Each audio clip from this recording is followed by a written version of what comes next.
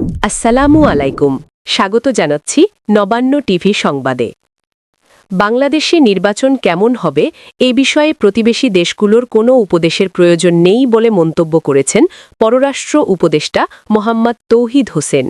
তিনি বলেন, বাংলাদেশের নির্বাচনী প্রক্রিয়া নিয়ে দেওয়া কোনো ধরনের নসিহত অন্তর্বর্তী সরকারের কাছে গ্রহণযোগ্য নয়। বুধবার ১৭ ডিসেম্বর পররাষ্ট্র মন্ত্রণালয়ে সাংবাদিকদের সঙ্গে মতবিনিময়কালে এসব কথা বলেন পররাষ্ট্র উপদেষ্টা। ভারতকে উদ্দেশ্য করে তিনি স্পষ্ট ভাষায় বলেন, বাংলাদেশ তার নির্বাচন পরিচালনার সক্ষমতা রাখে এবং এই বিষয়ে কোনো প্রতিবেশীর উপদেশের প্রয়োজন নেই। পররাষ্ট্র উপদেষ্টা বলেন, ভারতের কিছু বক্তব্য এসেছে যেখানে আমাদের নসিহত করা হয়েছে, কিন্তু যে নসিহত দেওয়া হয়েছে সেটার প্রয়োজন আছে বলে আমরা মনে করি না। বাংলাদেশে নির্বাচন কেমন হবে তা নিয়ে আমরা প্রতিবেশীদের উপদেশ চাই না।